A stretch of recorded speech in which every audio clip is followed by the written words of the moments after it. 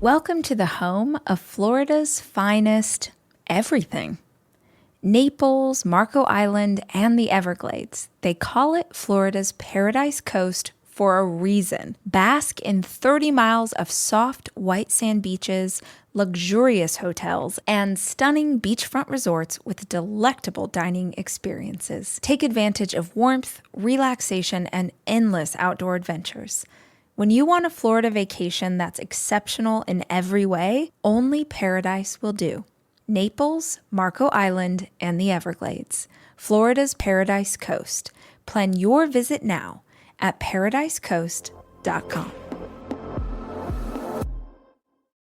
The sales are sizzling at Whole Foods Market, just in time for the 4th of July weekend. Fire up the grill with savings on robust no antibiotics ever steaks. And there's more. Look for sales on meaty pork chops, made-in-house salmon burgers, and sustainable wild-caught sockeye salmon fillets. Get it all with same-day delivery or free pickup. Restrictions apply. Shop everything you need for 4th of July and beyond at Whole Foods Market, in-store and online. Y'all want to know how you can get super real about the quality of your life? Remove your coping mechanism for 2 weeks. Remove the thing that you go to make life feel more fun for 2 weeks. Don't drink for 2 weeks. Don't smoke pot for 2 weeks. Get rid of the cigarettes for 2 weeks. Get rid of whatever your thing is to make life feel more exciting for 2 weeks. And you are going to shine a light on every single part of your life that does not work. I am convinced, I can't speak for the entire world, but I am convinced that in this country, we are so prone to numb the way we are feeling because it gives us a false sense of joy for life. If you really remove anything that's muting the edges, that's sort of blurring those lines, you'll see the reality. And it's sometimes harsh, sometimes it makes you feel bitter. Most of the time, it's just boring.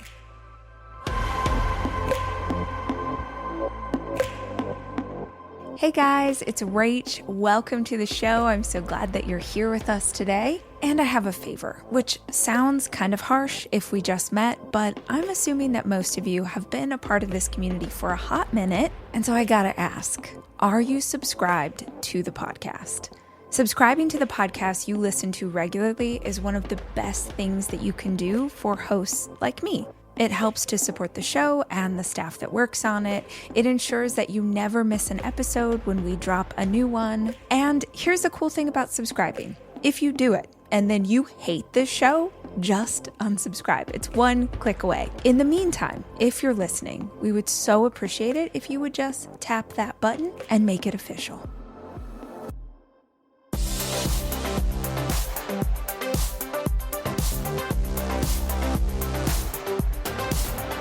Hi guys, it's Rach. Welcome to another episode of the podcast and a new edition in the Ask Rach series. If you have never listened to one of these episodes before, I will tell you that these episodes are all about me answering questions from y'all. Probably about 5 years ago, we created the podcast hotline and people started calling in from all over the world and asking questions. They ask about love and life and relationships and parenting and body image and wellness.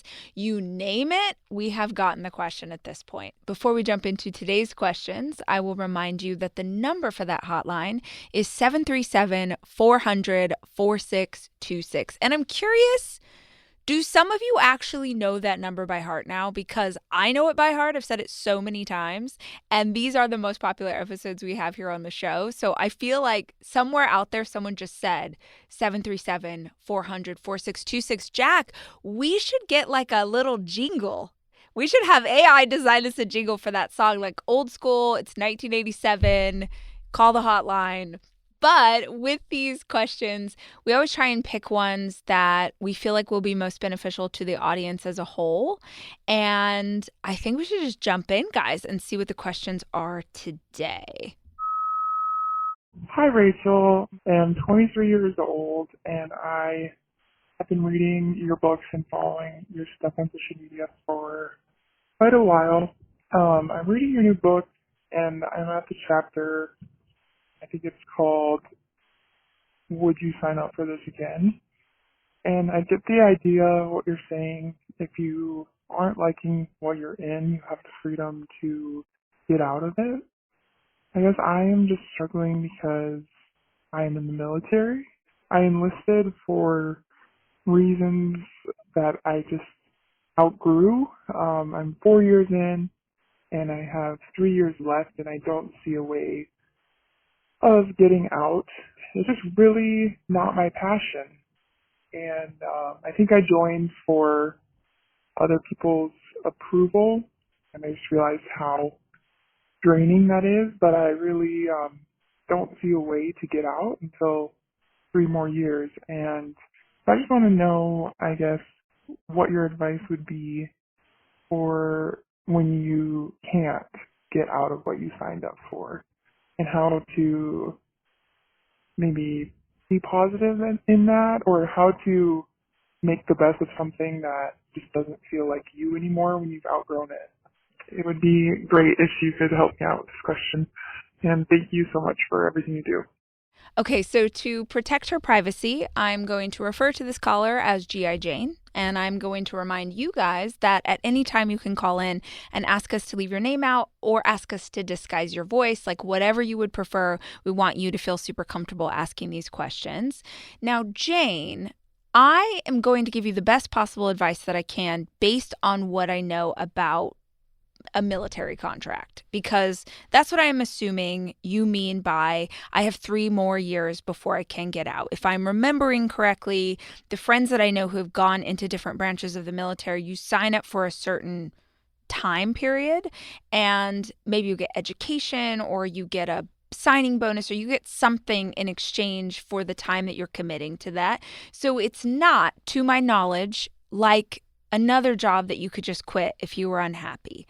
And I think this is a really important question because so many people are kind of stuck in a cage that they made themselves. Like there are lots of people right now who are like, I can't change. I can't leave this relationship. I can't move cities. And the reality is they actually can. But for some of us, we are in stages, for lack of a better word, of limbo, that it just is what it is. And we need to bide our time and we need to stay here in this moment. So how do we do that to the best of our ability? It's a fabulous question, right?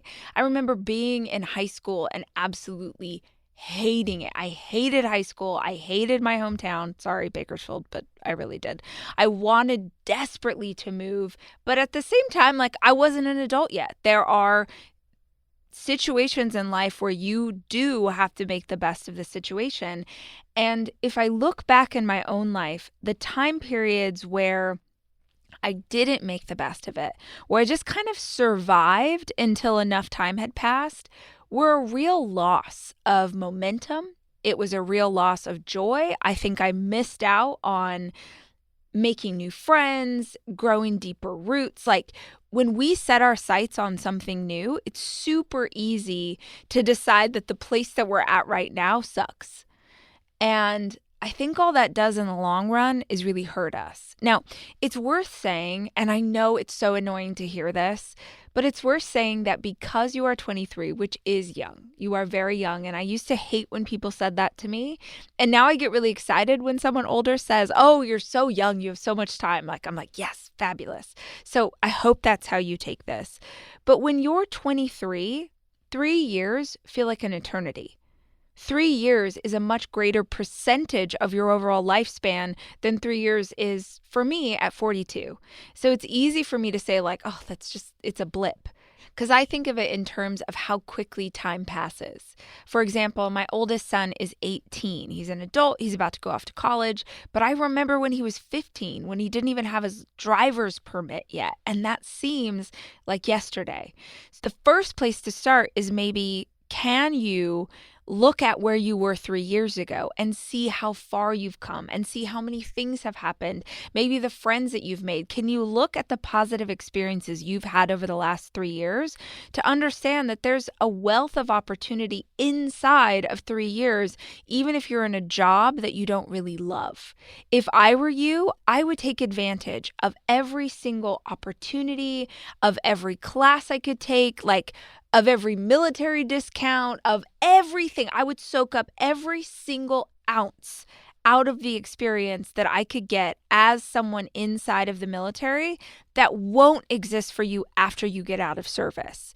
I'm making this up again. I don't know it as well as you guys do, but can you get continuing education because you're in the military?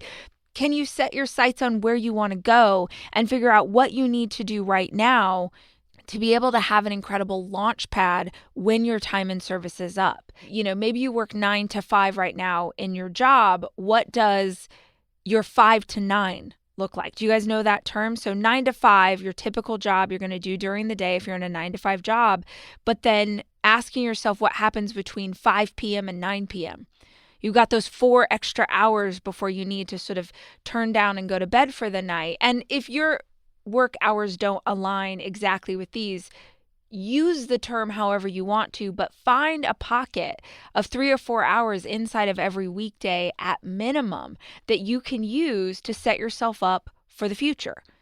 We lose energy, we lose drive, we lose joy, we lose curiosity when we decide that we're in sort of this messy middle and that nothing will make it better until we move on. And if you have that mindset, not just for G.I. Jane, but for anybody else who's listening to this, if you're like, oh, I got to wait till the kids are out of toddler years, or I've got to wait till the kids are graduated high school, or I've got to wait until I'm out of my 30s, I've got to wait until perimenopause is over. If you tell yourself that this is just a period of time that you need to kind of burn through to get to the moment your life starts, you are wasting your greatest natural resource, which is your time right now. Jane, I would triple down on every single asset that I have inside of the military to set myself up for my future life. I would use this as a launch pad. I would use the steady paycheck. I would use the routine that I know exists, and I would start to plan what it looks like in 3 years. I would get so excited about what's going to happen 3 years from now, but I would start today, and not just because I have a brand that's called that. So yeah, girl, I would use this time to set up your future success, which is going to make you so much more excited about the day-to-day work that you're doing, because the day-to-day work becomes about future you. One of my favorite quotes, I know I say it to y'all all the time, is from Tony Robbins. He says, most people overestimate what they can accomplish in a year and underestimate what they can accomplish in a decade. What happens is we set these elaborate goals at the beginning of the year that we are incapable of hitting because the goal was too pie in the sky, and it discourages us, so we give up on the dream. The reality is, if we had that pie in the sky goal, but we gave ourselves 10 years to accomplish it, you would be blown away by what would happen. Let me tell you guys a story. This is so amazing. The other night, Boo and I went to see a concert. The band is called Hermanos Gutierrez. We went to the Greek Theater here in LA. And if you have not listened to these two brothers, they are amazing. Most days, if I am working in the studio, Hermanos Gutierrez is what is playing on the Alexa, because it's just a vibe. It's like slide guitar. Have you ever listened to them, Jack? They're so freaking good. You would love them. No lyrics, just really good guitar, like Latin inspired. Amazing, amazing. My point is, they've sold out the Greek Theater. We're watching the coolest concert I've ever seen, truly. Just like vibes for days. These two brothers. Not like big and boisterous and loud, very, very grounded, very just like solid in themselves. They would just play beautiful guitar, and then every once in a while they kind of look up and like talk to the audience. And one of the brothers said something that blew my mind, and I was like, I gotta tell the guys. You are the guys. He said, 10 years ago, we used to sit in our bedroom and jam together. It was the first time we started to jam together. And this is so beautiful being here with you tonight because it feels like that to us. It feels like we're still jamming in our bedroom, but now you're here. What I want you to understand is these brothers are not 20 years old. So when they say we used to jam in our bedroom, they don't mean when they were little kids. These are grown men who 10 years ago started to play guitar together and now are selling out the Greek. It's a really cool concert venue here in LA. It's like a thing to sell out the Greek. And I thought, how many people caught that moment? Meaning, 10 years ago, these two had never played guitar together. And now they are selling out one of the most famous concert venues in Los Angeles. 10 years. Now, how many of you, if I said, I want you to imagine that you are going to start, like you've literally never done anything, and you're going to start working on this dream of yours, and 10 years from now, you are going to have the equivalent of selling out the Greek theater, and it will only take 10 years. That like blew my mind. Like you could go from 0 to the Greek in 10 years. How many people give up after 9 months? How many people give up after 16? They're like, oh, it's taking too long.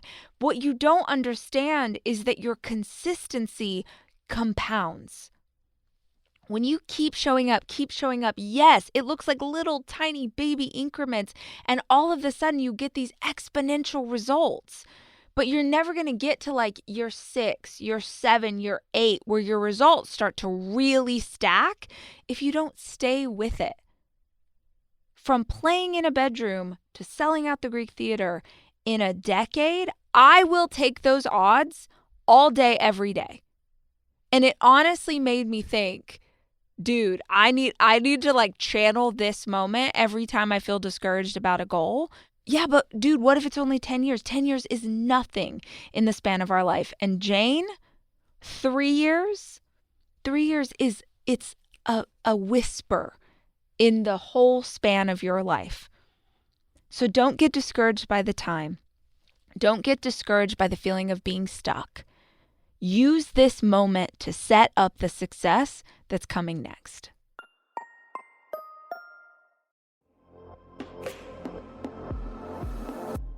We have been using the oxygen boost from Branch Basics for years. My husband has an allergic reaction anytime we use bleach, but I really want the towels and the sheets to be as white as possible. So I found Branch Basics. And why I love them is their formulas are Made Safe certified, Leaping Bunny certified, and completely free from synthetic fragrance, parabens, and harsh preservatives. When it comes to the health of my family, I want to make sure that anything we're using is clean and safe and good. Branch Basics is female founded, on a mission to eliminate toxins from our homes, starting with our cleaning products. You can shop Branch Basic products today, available on Amazon and branchbasics.com. And for a limited time, you can use the code HOLLIS at branchbasics.com for 15% off your next order. Make the swap that truly matters. Clean your home without compromising your health with Branch Basics.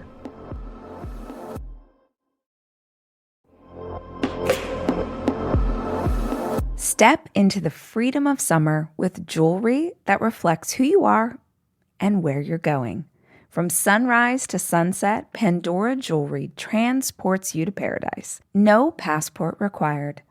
From ocean charms to colorful tennis bracelets, shop new arrivals to add to your summer staples.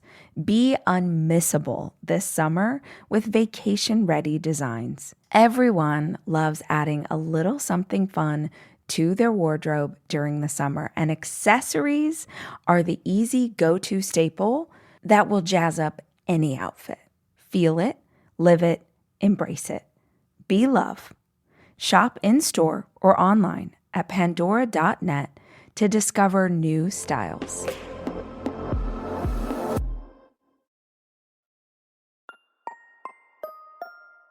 All right, if y'all have a question for me, 737-400-4626.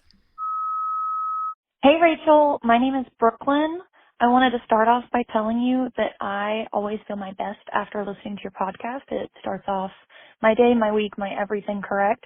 And the Ask Rach are my favorite episodes. I love them. So my question is just about organization. How do you organize your life when you run a business, you're an entrepreneur or several businesses, your family? I only have me and my fiance and then our dogs and immediate families that we still help, but it's just me and him really. And so I just want more help with organization. You've helped me so much with productivity. So I want to know what's your best secrets, whether that be for the home or for life or filing or whatever. I appreciate you. Thank you, Rachel. Thank you for your question, Brooklyn. I think we should start off by saying that organization needs to work for you, what your goals are, and what you are trying to achieve. Because you said, what's your organization for filing?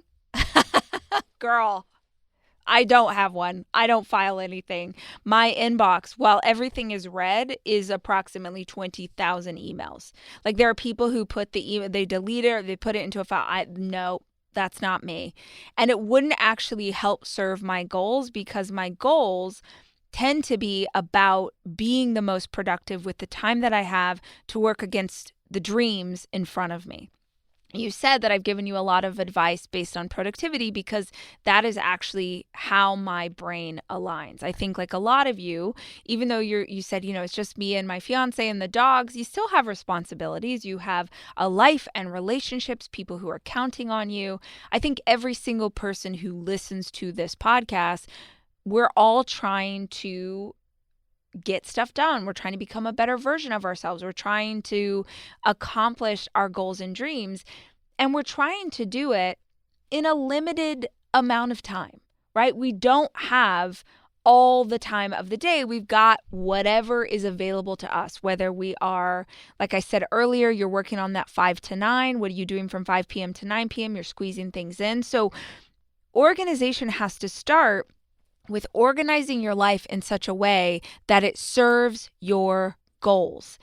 And it will look very different than someone else who goes on Pinterest and makes a beautifully curated desk, right? Have you ever seen those desktop photos of women who set up offices? They're so pretty, and we all have oh, I want my office to be this aesthetically pleasing. But having it look that curated and pretty wouldn't actually serve my goals and my desires. So you have to start there. What are you organizing for? If, for instance, you work from home and you're an entrepreneur, the organization of your home might be set up in a way where there's a desk in your dining room, and the desk has your work stuff on it, and it's got projects and files and your notepad. And for someone else, that might be crazy, because they would oh God, I would never want my work desk inside of my dining room, but you're a work from home entrepreneur and that's your option. So we really have to get out of this mindset of making our life, our businesses, our home, our office, our workflow look like an influencer. Because it's not about what is pretty, it is about what works for you. And in a perfect world, that would be both organized, productive, and aesthetically pleasing.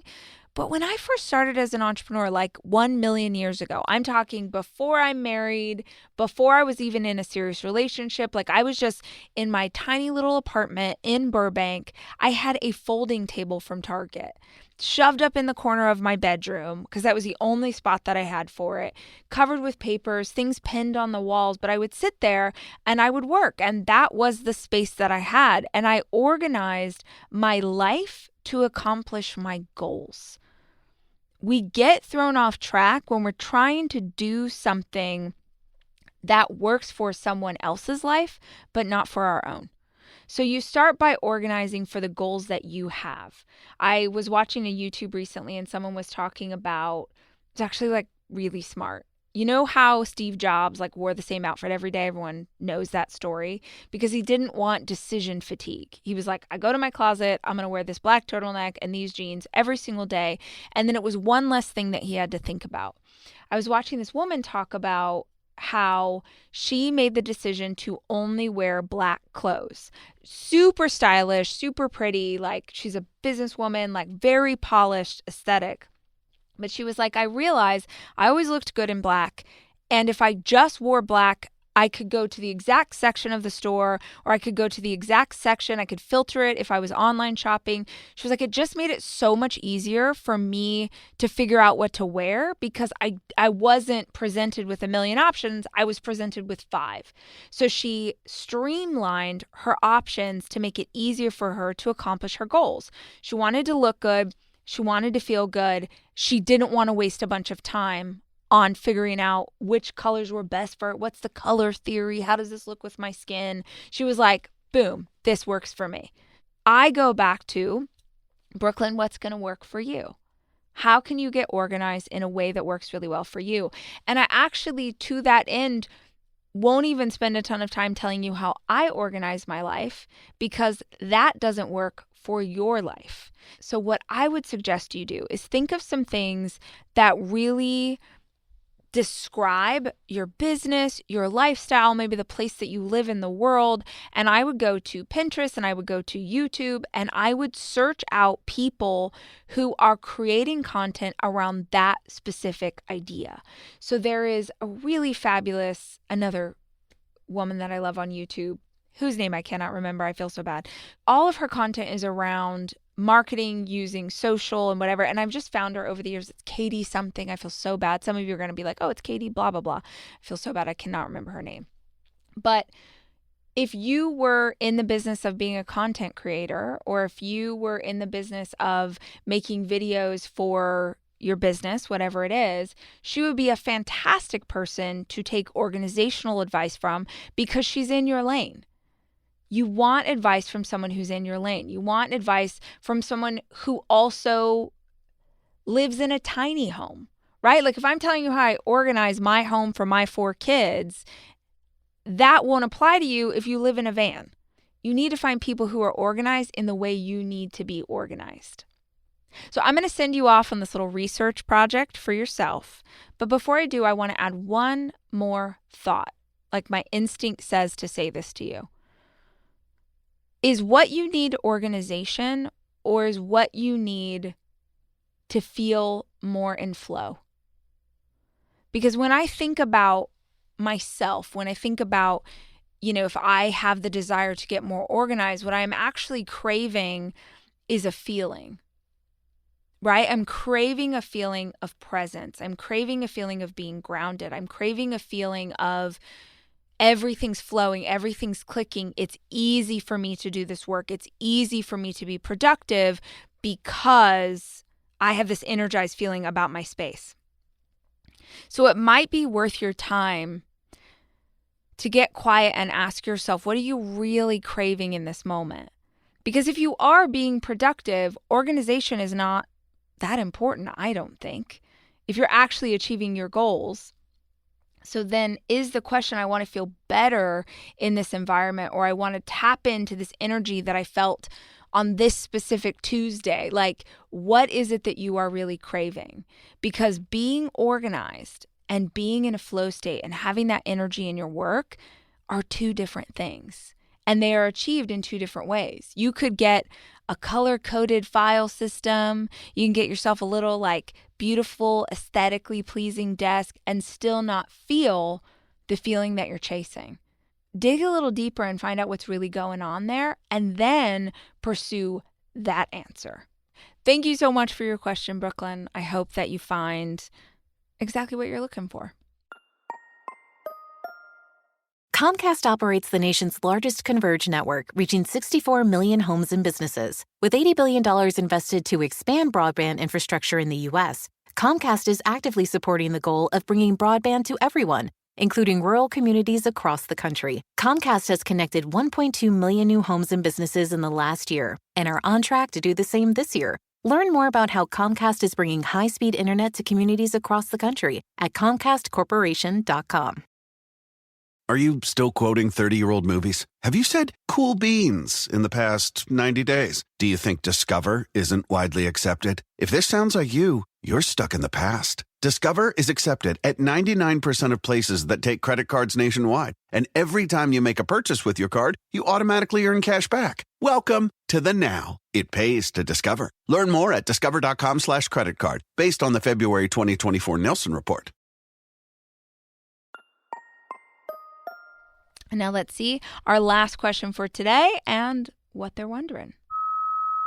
Hi, Rachel. I love you so much, and I've been listening for, 4, 5 years. I don't know. Somebody gave me Girl Wash Your Face, and now I've read all the books. The new one is fantastic.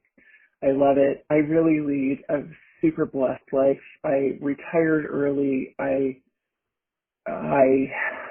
am spending time with my grandkids. I can't even tell you all those good things. I have a golden retriever. Come on. It's a great life. The one thing that I would like to be different is a more passionate relationship with my husband. He is my second husband. We've been married 15 years, and I love him. But I feel like we're in kind of a rut and a routine. And I just love if you could do, I heard today, I listened to a podcast, and you talked about having a floor and not a ceiling.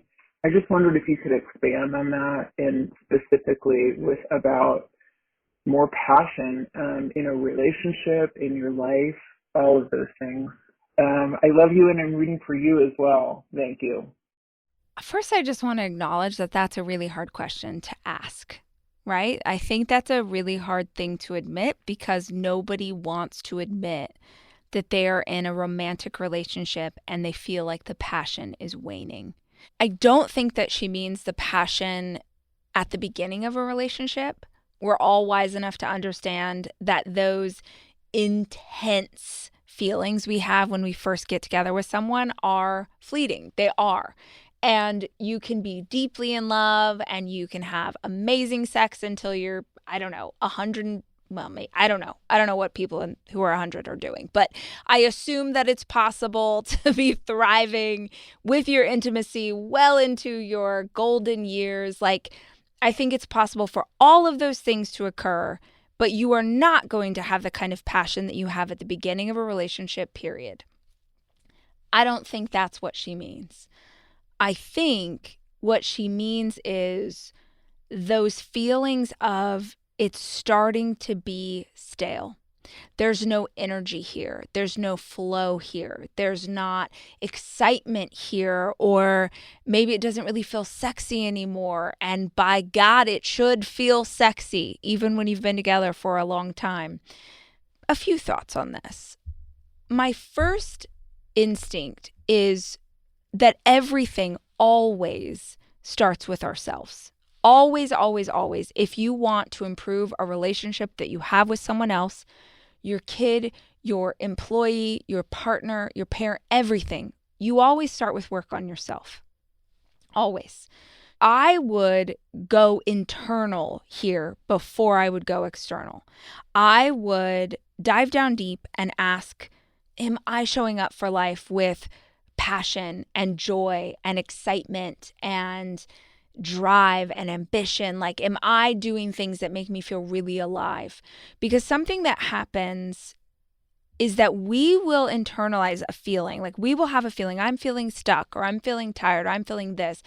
And then we will project that feeling onto our relationship, or we will project that feeling onto our partner. We're like, what's really happening is I feel a lack of passion for life. But what we do is there's a problem in the marriage. There's a problem with my girlfriend. There's a problem with it. It's outside of ourselves, because it's way easier to blame an external relationship than it is to get real about what's going on inside of you. There's a bunch of stuff we can do to fix an external relationship, but if we actually have to face the fact that we as an individual are not happy, that we are not joyful, that we are not passionate, that's a harder pill to swallow. Let's have the courage to do that work on ourselves first. Where are you at? How are you feeling? Are you waking up in the morning excited for life? Do you have at least one thing that is not another person and is not that beautiful golden retriever? Do you have at least one other thing in your life that you're really excited about? Because If you're really excited about something, it gives you a reason to get out of bed. If you are just going through the motion, like, yes, it's fun to see the grandkids, and yes, I'm going to go have lunch with my girlfriend on Saturday. Like, yes, these are things I can look forward to. That is very different than being excited about your life. If you are not excited about your life, every day is going to feel dull, and it will feel more and more and more until it becomes a real problem. And this is why people are so prone to numb life, to drink too much, to take a pill, to look at porn, to get addicted to shopping, to choose all of these vices so that they don't have to face the way they are really feeling. Y'all want to know how you can get super real about the quality of your life? Remove your coping mechanism for 2 weeks. Remove the thing that you go to make life feel more fun for 2 weeks. Don't drink for 2 weeks. Don't smoke pot for 2 weeks. Get rid of the cigarettes for 2 weeks. Get rid of whatever your thing is to make life feel more exciting for 2 weeks. And you are going to shine a light on every single part of your life that does not work. I am convinced, I can't speak for the entire world, but I am convinced that in this country, we are so prone to numb the way we are feeling because it gives us a false sense of joy for life. If you really remove anything that's muting the edges, that's sort of blurring those lines, you'll see the reality. And it's sometimes harsh, sometimes it makes you feel bitter. Most of the time, it's just boring. When you take away those elements, it suddenly gets really boring. And I understand why we reach for things because it makes it seem more fun or more exciting, or it adds some spice to our life. But if you want to see which areas you need to work on, remove the distraction. Once you see what's really there, maybe you find, oh my gosh, my life is actually boring. My life is pointless. My life has no purpose. Once you identify that, now the work begins. Now we can start to pursue things. Now we can figure out what's going on. Maybe when you remove the coping mechanism, you figure out that you need to go back to therapy. Maybe when you remove the coping mechanism, you realize that you need to start volunteering. You need to show up for other people. You need to be of service.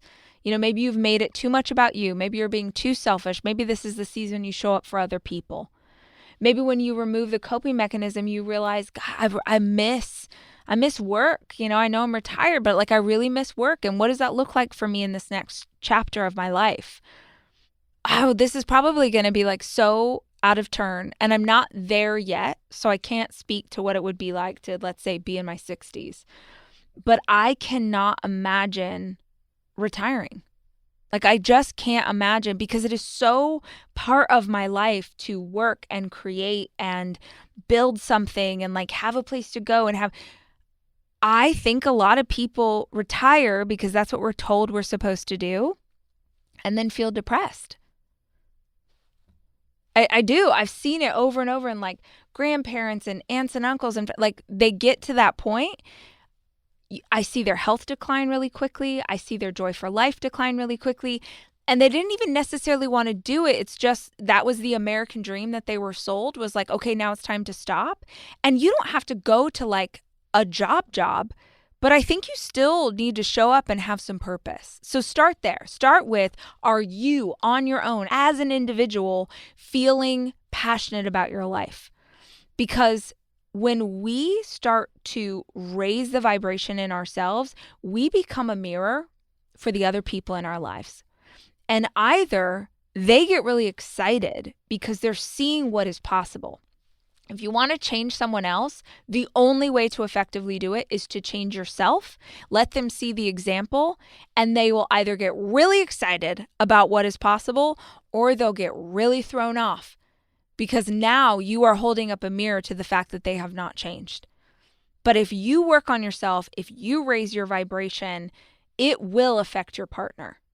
Hopefully, you're feeling passionate about your life. He's feeling passionate about his life. And automatically, that makes the relationship feel more exciting. But just in case that doesn't automatically happen, a couple of things that might help. Number one, I heard years ago that it is very important for us to see our partner the way other people see them when they are at their best. This means you show up at your partner's work. You see them in action. You see the way other people look at them and you're like, okay, oh, right. Because you're only seeing that partner at home. You see their dirty chonies like thrown on the bathroom floor. You get annoyed because they didn't hang up their wet towel. Like you're seeing the most casual, laid back version of them. And it actually helps a lot to see the best version of our partner. Look, let's call it. You're saying passion. Let's just talk sexy. Let's talk sex. Let's talk intimacy.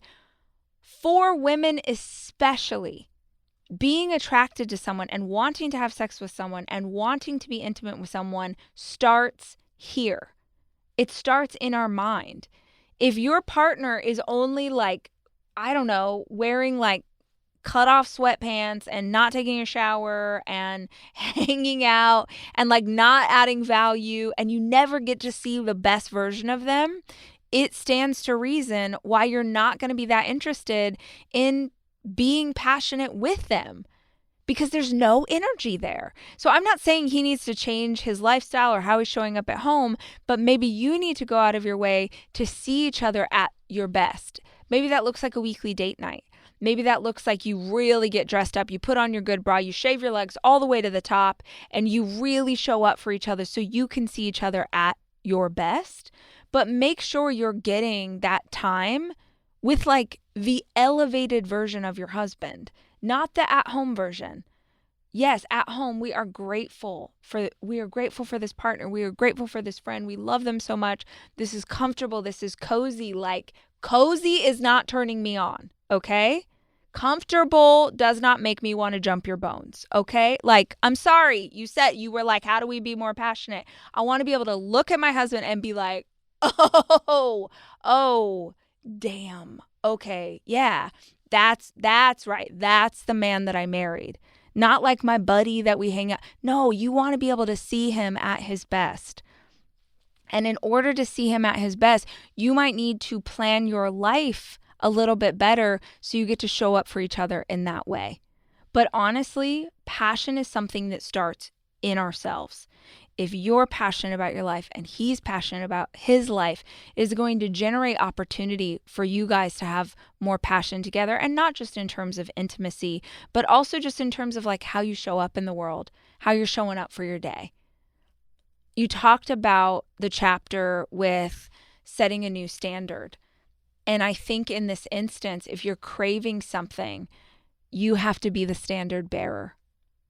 You have to be the one that raises the elevation for your family. You have to be the one that decides how you're going to show up for your life, that leads out on how you guys can show up for each other.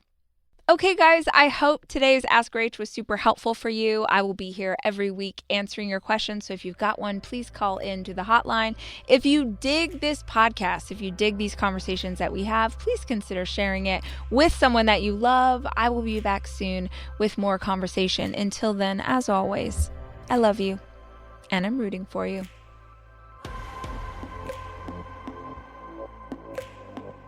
The Rachel Hollis Podcast is produced by me, Rachel Hollis. It's edited by Andrew Weller and Jack Noble.